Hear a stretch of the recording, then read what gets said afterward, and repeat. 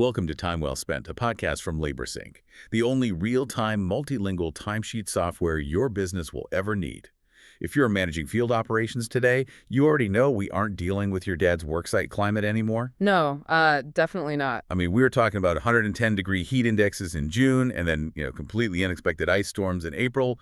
So our mission today on Time Well Spent is simple. We are moving past that dangerous, old-school, power-through-it mentality and adopting smart climate resilience. Yeah, and I've actually been digging into the data on this for a recent LaborSync blog article, and the sheer financial cost of ignoring the shift is, it's staggering. We aren't just talking about a couple of uncomfortable days on site. Right, the stakes are way higher now. Exactly. If you try to tough it out, you are looking at OSHA heat illness citations that average around $15,625 a pop. Wait, 15 grand? Yeah, 15 grand. That is a literal line item that can completely bankrupt a smaller project. And that doesn't even factor in the human cost, right? A single hospitalized worker will spike your insurance rates for years and just throw your entire operational schedule into total chaos. Okay, so let's unpack how we actually implement this, because extreme heat is now, well, it's a months-long reality for a lot of you listening. But I have to push back a bit here.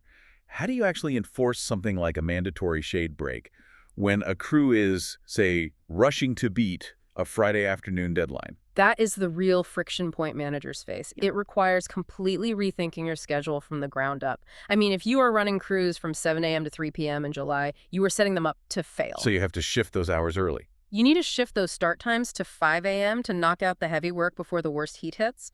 And regarding those breaks, when that heat index tops 100 degrees, you need mandatory 15-minute shade breaks every single hour. Every hour. Every single hour. It cannot be optional, regardless of the deadline. I imagine the logistics of keeping everyone hydrated change pretty drastically, too.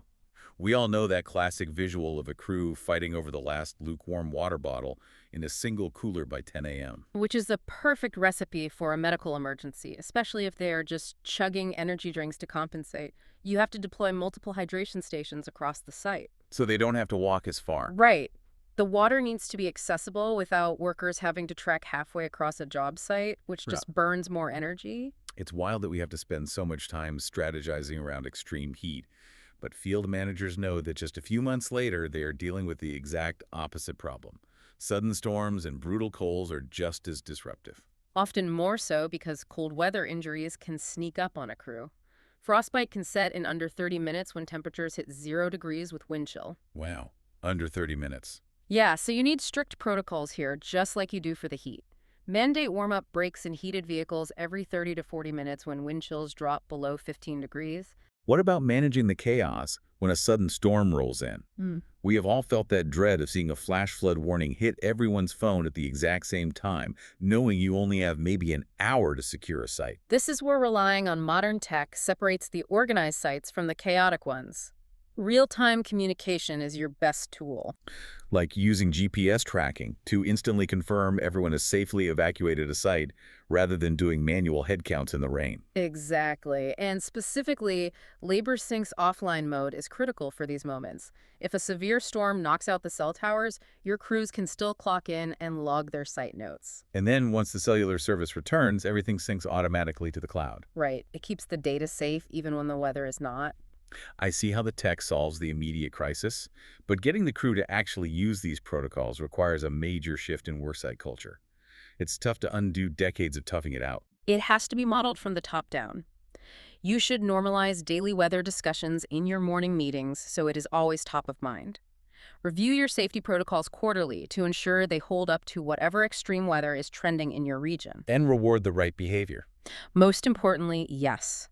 You need to actively reward crew members who make the smart call to pause work for safety.